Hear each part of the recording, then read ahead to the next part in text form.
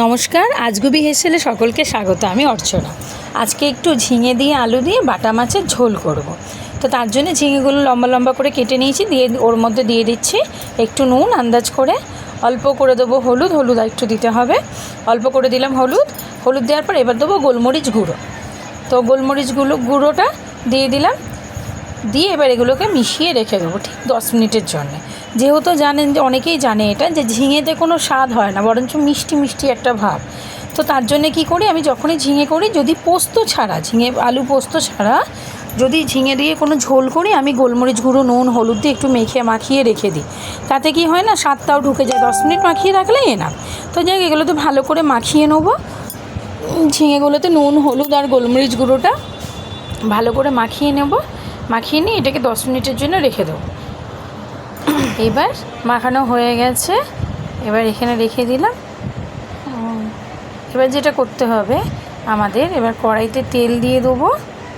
কড়াইতে তেল দিয়ে ততক্ষণে মাছটা ভাজতে থাকবো। ওদিকে তেলটা বসিয়ে দিচ্ছি গরম করতে। কড়াইতে তেল দিয়ে দিয়েছি, সর্ষের তেলটা এবার গরম হয়ে এসছে।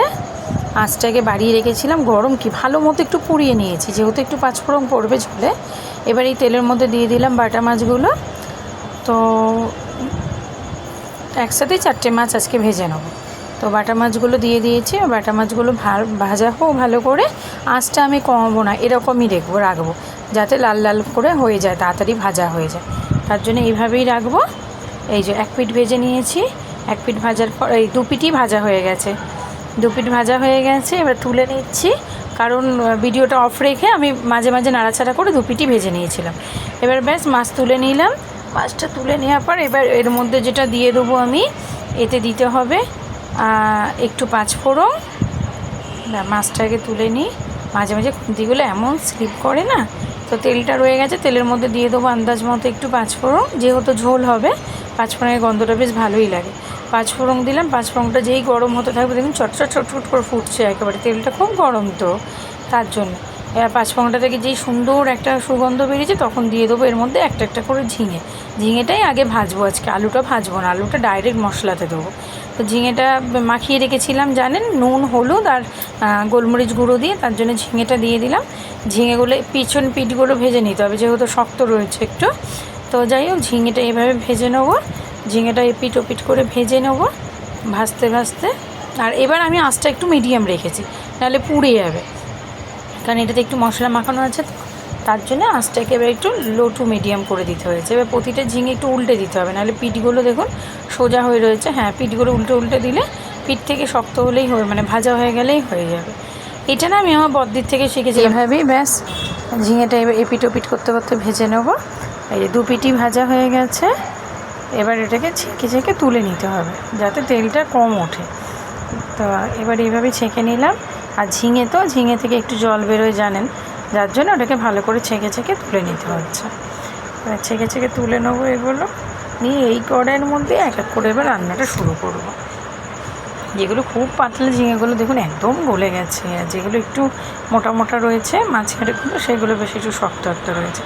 এই তেলের মধ্যে আর আজকে আর এক্সট্রা তেল দিতে হবে না, এই তেলটাই যথেষ্ট। যেহেতু ঝোল কষা টষা হলে হয়তো একটু তেল দিলেও দিতে হতো, যেহেতু ঝোল হবে তার জন্য এইটুকু তেলই ঠিক আছে। আর এর মধ্যে দেখুন পাঁচফোড়নগুলো আগে থেকে দেওয়াই ছিল। এবার এর মধ্যে দিতে হবে আদা কাঁচা লঙ্কা বাটা, হলুদ জিরে গুঁড়ো আর নুন। এগুলো আমি একটা বাটিতে ঢেলে রেখেছিলাম। এবার এগুলো দিয়ে দিলাম, দিয়ে এবার ভালো করে নাড়াচাড়া করে নেবো। আঁচটা এখন লো টু মিডিয়ামই রয়েছে। নাড়াচাড়া করতে এবার কী করতে হবে, বাটিতে একটু মশলা রয়ে গেছে, সেটাকেও ভালো করে ঠুকে নিতে হবে, ঢেলে দেবো এর ভেতরে। তো যাই হোক, এবার এইভাবে মশলাটা কষাতে থাকবো। মশলাটা কষাতে যখন কালারটা একটু চেঞ্জ হবে, তখন গিয়ে আলুটা দিয়ে দেবো। কারণ আলুটা আগেই বলেছি যে আমি আলুটা তেলে ভাজবো না, আলুটা আমি মশলাতে দেবো। কিন্তু কাঁচা মশলাতে দেবো না, তাহলে কাঁচা আলুর ভেতর দিয়েও কাঁচা মশলার গন্ধটা দেবে। তার জন্যে একটু বাটি ধোয়া জলটা দিয়ে দিলাম ওতে, দিয়ে এবার নাড়াচাড়া করতে থাকবো। এই করতেই আঁচটাকে একটু বাড়িয়ে দিলাম, কারণ আঁচটা বাড়িয়ে দিয়েছি এই কারণে যাতে মশলাটা তাড়াতাড়ি হয়ে যায়। দেখুন মশলাতে অলরেডি ফুট ধরা শুরু হয়ে গেছে। একটু কালারটা চেঞ্জ হলে এর মধ্যে দিয়ে দেবো আমি কেটে ধুয়ে রাখা আলু কটা। অনেকটাই ভাজা হয়ে এসছে, বেশ একটু নাড়াচাড়া করে নেবো। নিয়ে এবার তার মধ্যে এবার আমি আলুগুলোকে এবার এক এক করে একটু শুকিয়ে নেবো। ব্যাস, এই তো হয়ে গেছে। সাইড থেকে দেখুন তেলগুলো বেরোচ্ছে, অ্যাকচুয়ালি ওগুলো তেলের সাথে জলও রয়েছে আর কি।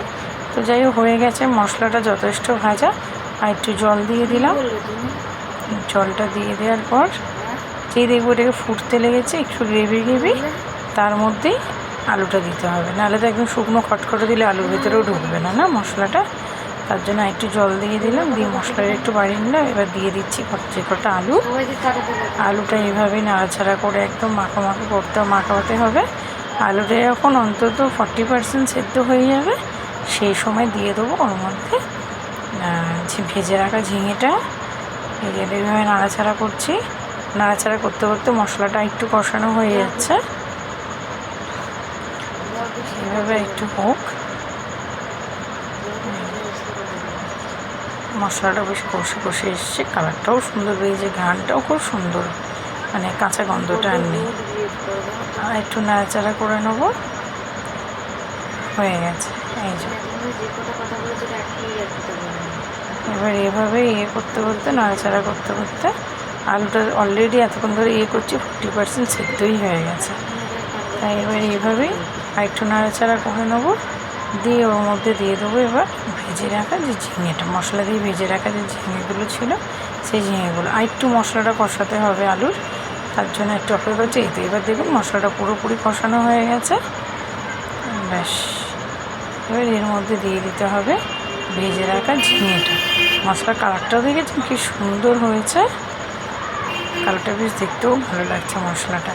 এবার কষানোটা ঠিকঠাক হয়েছে। এবার ভেজে রাখা ঝিঙেগুলো দিয়ে দেবো, ঢেলে দিলাম। আর ঝিঙেতে যেহেতু তুলে যে জলটা ছিল ওটাও ঢেলেই দিলাম একেবারে। এবার এই জলটা দিয়ে একটু ঝিঙে আর আলুটাকে ভালো করে মাখিয়ে নেবো, তাহলে কী হবে, কষানো জিনিসের ঝোলটাও পড়ে গেল। ঝোলগুলো শুকনো অবস্থায় যদি একবার মশলা মাখানোর চেষ্টা করেন, ও না হওয়াই ভালো, কিন্তু একটু জলে অবস্থায় যদি মশলাগুলো মাখানোর চেষ্টা করে, যে কোনো সবজিতে খুব সুন্দরভাবে মেখে যায়, যার জন্য জলটা দিয়েই দিলাম। তো যাই হোক এইভাবেই নাড়াচাড়া করতে থাকবো, করতে সেদ্ধ হয়ে যখন আন্দাজ করে একটু জল দিয়ে দিতে হবে, যাতে ঝোলটা যতটা রাখবো ঠিক ততটা সেই আন্দাজে এরকমভাবে জল দেবো যতটা দরকার। ব্যাস, হয়েই গেছে, বেশ সুন্দর একটা স্মেল বেরিয়েছে, কালারটাও বেশ সুন্দর হয়েছে। ও দুপুরে খাওয়া দাওয়ার ব্যাপার না থাকলে পরে ঝোলই করতাম না, বলতাম এই কষাটাই রেখে দিচ্ছি, ওটাই খেতে ভালো হবে। যাই হোক দিয়ে দিলাম আন্দাজ মতো জল। এই যে জলটা দিয়েছে না, আমি অ্যাকচুয়ালি এইটুকুনি ঝোলটা রাখবো, তার জন্য পরে আবার আমাকে জল দিতে হবে। একটা জিনিস তো জানেন সকলেই, আবার অনেকে জানে না, আমি যখনই তরকারিতে ঝোলের রান্না করি আমি দেখিনি কতটা ঝোল আমার কড়াইতে থাকবে, যাতে সবাই মিলে খাবো। অতটা মাপ দেওয়ার পর তারপরে গিয়ে আবার আধ বাটি বা 1 বাটি যতটা পরিমাণ একটু বাড়াই, এই যে বাড়িয়ে দিলাম।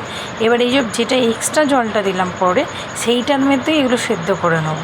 সেদ্ধ করে নিলে কি হবে, তাহলে বাকি যেইটুকুনি ঝোল প্রথমে দেখালাম যে ঝোল, ওই মাপটা আমার দরকার, তার জন্য এক্সট্রা যেইটুকুনি ঢেলাম সেটা আমি দিয়ে দিলাম। এবার এটা ফুটতে জলটা শুকিয়ে যাবে, তারপর মাছ টাছ দিয়ে নিভিয়ে দেওয়া যাবে। তো যাই হোক এইভাবে জলটা দিয়ে দিয়েছি।